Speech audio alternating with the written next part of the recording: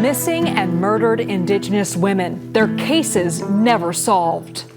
In Northern California's most rustic landscape, behind this redwood curtain, lies a dark and devastating mystery. Got a phone call one day that my daughter was missing. Mothers, daughters, and sisters all vanishing into thin air. It's not safe.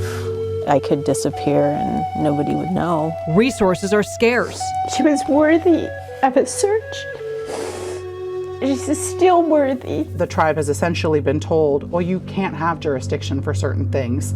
The county's in charge of that, but we're not going to give the county any extra money. We explore California's dark past that makes these tribal communities so vulnerable. You're looking at the massacres, of which there were a number. You're looking at boarding schools, and you're looking at indentured slaves. And a look at the efforts to right those wrongs, starting with an entirely new justice system. They fought for me. If they didn't, I would end up in prison again. I'm Elizabeth Cook. We're shedding light on an unseen crisis here in California, the growing number of missing and murdered indigenous women. Our state has the largest Native American population in the United States, but women living on these tribal lands are especially vulnerable. 84% of them experience some form of violence and are 10 times more likely to be murdered. And because there's no database for these types of cases, there's no accurate count on just how many women have vanished. Among the missing, Emily Risling. She vanished from the Yurok Reservation in Northern California. And a little-known federal law may actually be hindering the investigation into her case and many others. Alongside the Klamath River, near the side of a road, there's a weather-beaten flyer.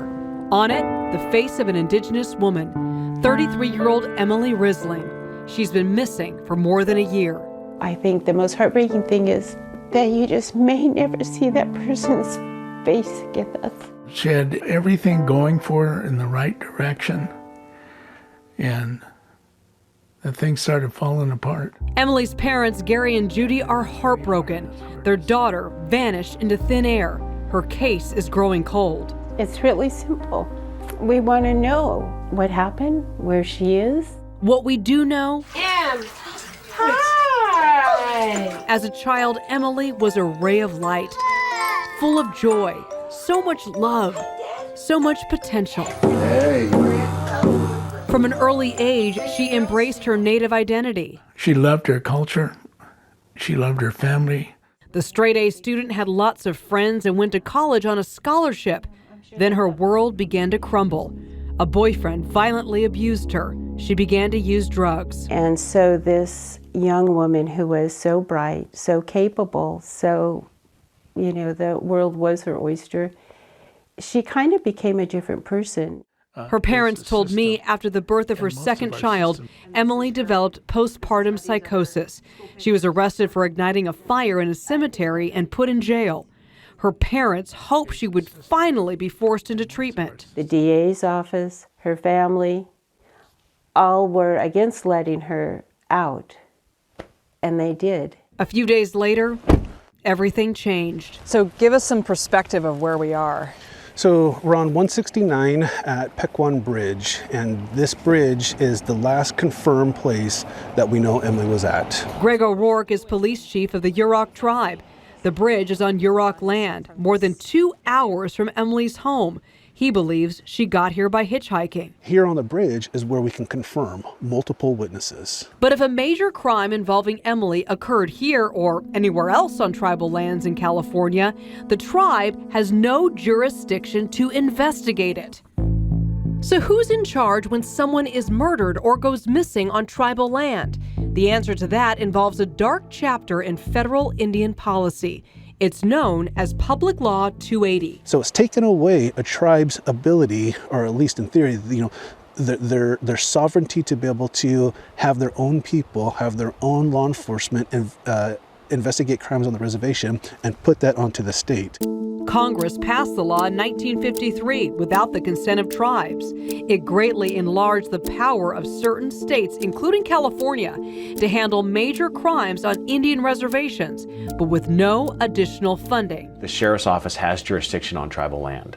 And so you're having government come in and telling a sovereign nation of what crimes that we're going to enforce on their land. This is our booking area. William Hansel is sheriff of Humboldt County. He sees this law as a roadblock to solving cases. When there's no trust involved, oftentimes we can't even get our foot in the door to have an interview. That said, Emily's family is angry. They feel law enforcement has given up. You guys have been accused of not doing enough, and you've got the money, you've got the resources. Where are you when it comes to these cases? Yeah. So I think a lot of things have changed over the years, because a lot of times I think where there was jurisdictional boundaries, a lot of times there was finger pointing. Who's going to investigate this? Who's going to follow up with this? Both the sheriff and local tribes are dealing with the lack of money and manpower in a county the size of Connecticut that's home to 11 tribes. It's also way off the grid. It's an extremely remote area. You know, when people talk about rural, then there's us. The Yurok Reservation itself is 85 square miles. Easy to see how Emily could just disappear. I think the system failed Emily all along. All Judy and Gary have left are memories, birthdays, holidays, and her smiling face. Emily's son, their grandson David, wants to know. Can you take me, Grandpa, to go down and look for my mom? And if we can find her, we'll find her. And he looks at me and he goes, well, what happens if we can't find her? I said, David, we'll just keep looking. Just this year, California's Feather Alert was implemented to help bring women like Emily home. It works a little bit like our Amber Alert system, where the CHP will put out immediate information about a missing Indigenous person if all available tribal resources have been exhausted.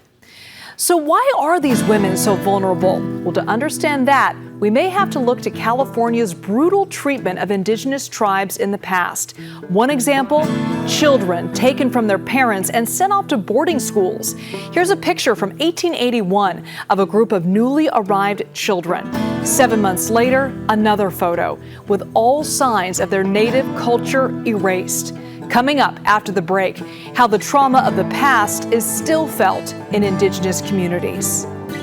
You know, things happen to us as a result of an invasion and a lot of bad behavior. And we took on some of that behavior